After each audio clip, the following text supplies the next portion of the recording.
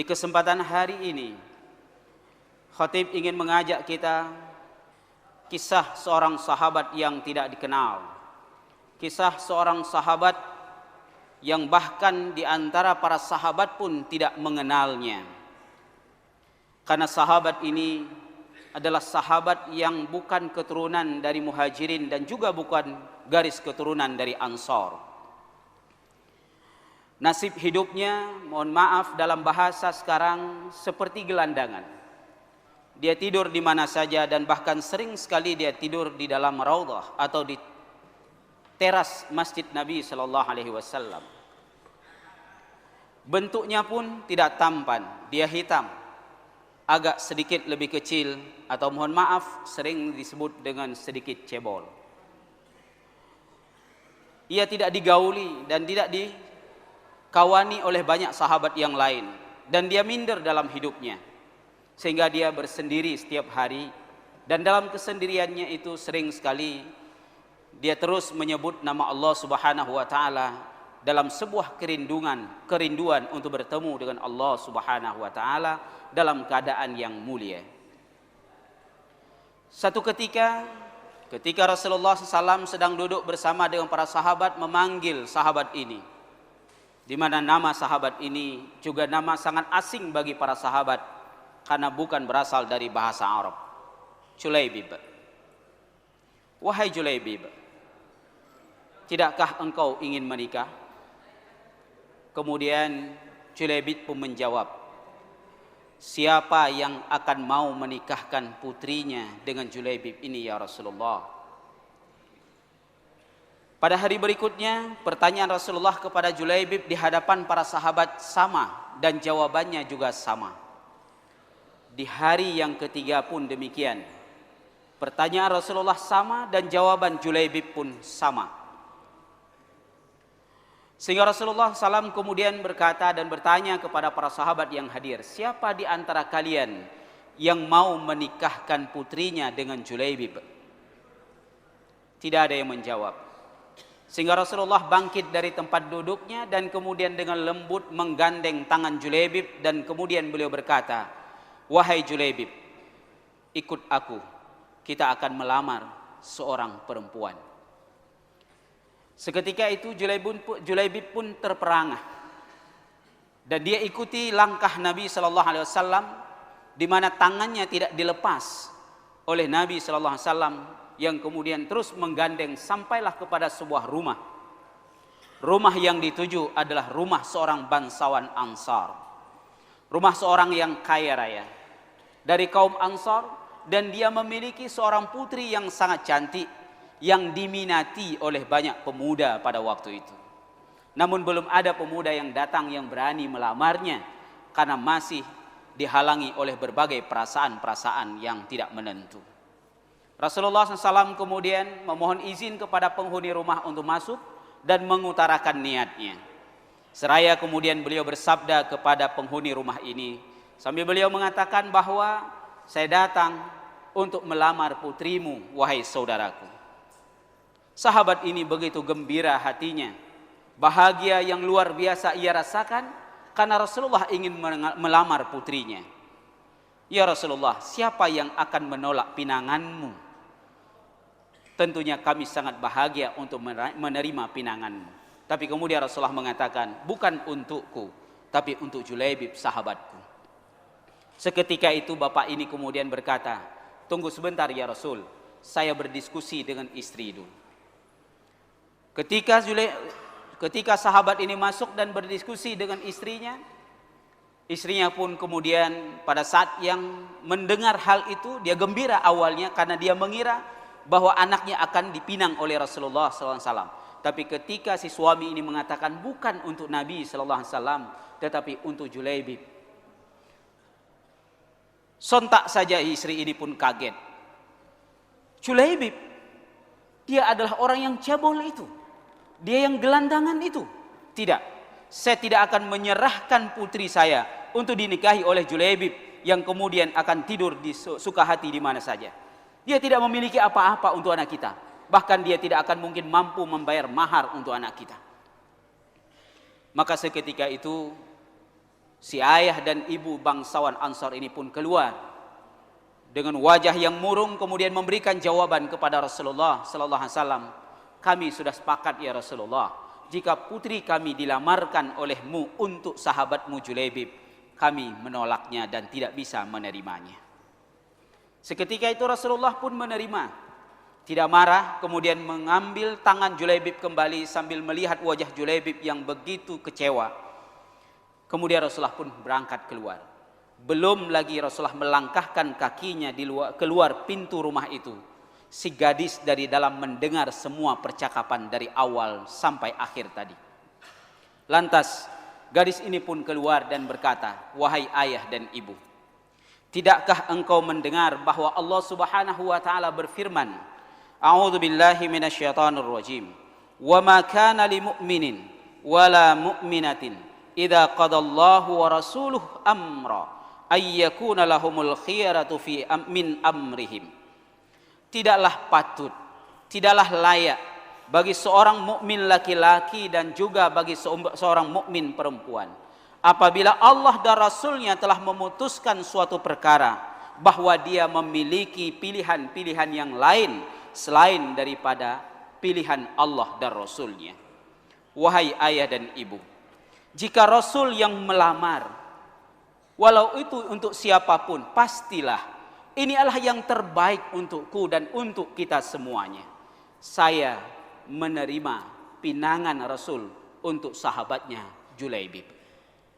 Seraya kemudian gadis ini pun melanjutkan dengan membaca surah Ali Imran. A'udzu billahi minasyaitonir rajim. Wala tahinu wala tahzanu wa antumul a'launa in kuntum mu'minin. Janganlah kalian takut dan khawatir. Janganlah kalian bergundah hati. Karena kalian orang-orang yang beriman itu tinggi derajatnya di sisi Allah Subhanahu wa taala. Jemaah yang insyaallah dimuliakan oleh Allah Subhanahu wa taala. Seketika itu Rasulullah sallallahu alaihi wasallam memberikan doa yang begitu luar biasa kepada si gadis. Semoga Allah memberkahimu, semoga Allah memudahkan segala urusan dalam hidupmu, semoga Allah menyelesaikan semua persoalan sehingga engkau benar-benar menjadi seorang wanita yang solihah. Ketika itu Rasulullah pun pulang dan menceritakan hal ini kepada Utsman bin Affan, menantunya. Dan Utsman pun menyiapkan seluruh apa yang diperlukan oleh Julaibib dalam pesta pernikahannya. Utsman bin Affan membiayai mulai dari mahar sampai kepada acara dan resepsi walimatul urus Julaibib. Jemaah insyaallah dimuliakan oleh Allah Subhanahu wa taala.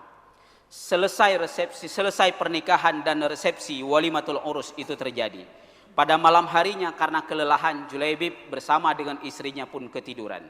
Dan kemudian besok pagi saat subuh menjelang, Julaibib sayup-sayup mendengar sebuah pengumuman bahwa pagi itu kaum muslimin yang laki-laki dipanggil oleh Rasulullah SAW untuk ikut berperang dalam sebuah peperangan.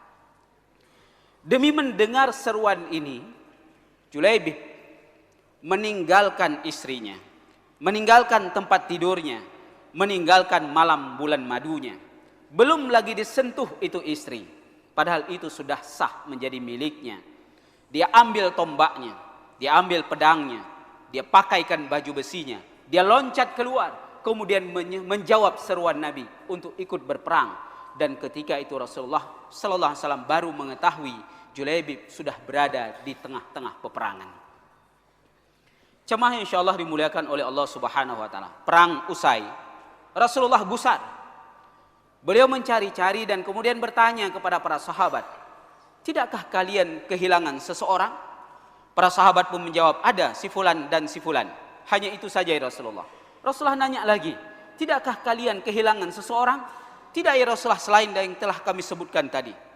Beliau bertanya lagi, "Tidakkah kalian kehilangan seseorang?" "Tidak ya Rasulullah, sepengetahuan kami sudah tidak ada. Cuma itu ya Rasulullah." "Tidak," kata Rasulullah, "saya kehilangan Julaibib. Saya kehilangan Julaibib." Maka seketika itu para sahabat pun mencari Julaibib. Mana Julaibib? Dan ketika mereka mencari di balik sebuah gunung, mereka menemukan Julaibib. Wajahnya penuh dengan luka, tubuhnya pun penuh dengan tusukan pedang. Di sekitar tubuh Julaibib ada 7 orang musyrikin yang telah tewas. Rasulullah SAW kemudian berkata, sungguh Allah memuliakan Julaibib karena ia beriman dan bertakwa. Sungguh Allah telah meninggikan derajat Julaibib. Dan sungguh doa Julaibib dikabulkan oleh Allah. Siapa yang mau menikahkan putrinya untukku di dunia ini ya Rasulullah? Ternyata Allah telah menyiapkan yang jauh lebih cantik, yang jauh lebih indah, yang jauh lebih luar biasa untuk Julaibib. Para bidadari surga telah merindukan tubuh Julaibib. Setelah Julaibib membunuh 7 orang musyrikin, dia pun terbunuh dalam peperangan itu. Jamaah yang insyaallah dimuliakan oleh Allah Subhanahu wa taala. Lantas kemudian Rasulullah berkata, aku adalah bagian dari diri Julaibib dan Julaibib adalah bagian dari diriku. Itulah kemuliaan dalam sebuah ketakwaan. Itulah kemuliaan dalam sebuah nilai keimanan. Bahwa Allah Subhanahu wa taala sebagaimana disampaikan oleh Rasulullah SAW, innallaha la yanzuru fi suwarikum wa amwalikum. Allah tidak pernah melihat ketampananmu, tubuhmu, hartamu, kedudukanmu, segala macam. Allah tidak lihat itu. Wallahu yanzuru fi qulubikum wa a'malikum. Karena Allah hanya melihat kepada hatimu dan juga amal-amalmu, imanmu, ketakwaanmu. Inna akramakum indallahi atqakum. Sesungguhnya orang yang paling mulia di sisi Allah adalah orang-orang yang bertakwa di antara kalian. Jemaah yang insyaallah dimuliakan oleh Allah Subhanahu wa taala. Kisah Julaibib ini adalah sebuah kisah yang memberikan sebuah inspirasi kepada kita. Dan kita harus mendapatkan sebuah ibrah, sebuah hikmah yang begitu luar biasa dari perjalanan kisah Julaibib. Orang yang tidak dikenal, keturunan orang yang tidak dikenal, orang yang biasa saja bahkan dianggap gelandangan tidur di mana saja, tidak memiliki apapun. Bahkan sering sekali dia berpuasa karena tidak ada makanan. Tidak ada rumah. Tapi kemudian dia diterima oleh seorang wanita yang sangat salihah, yang memahami betul akan firman-firman Allah Subhanahu wa taala dan seruan Rasulullah SAW. Dan begitulah kemudian Allah menyiapkan tempat yang terbaik bagi sahabat mulia radhiyallahu an Julaibib.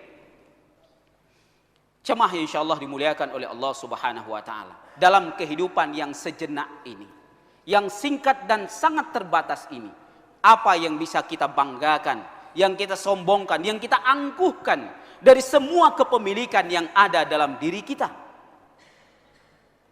Yang perlu kita bersihkan adalah hati kita dengan Allah Subhanahu wa taala. Karena di sanalah Allah menilai kita. Hati kita yang akan dinilai, amal-amal kita, keimanan dan ketakwaanlah yang akan menentukan kedudukan dan derajat kita yang sesungguhnya di sisi Allah Subhanahu wa taala. Semoga Allah Subhanahu wa taala memberikan kemudahan kepada kita untuk lebih memperbaiki diri dalam membersihkan hati dan kemudian melakukan amal-amal karena Allah untuk kemudian mendapatkan derajat yang terbaik dan mulia di sisi Allah Subhanahu wa taala. Aqulu qauli hadza wa astaghfirullah li wa lakum fa'tabiru ya ulil absar.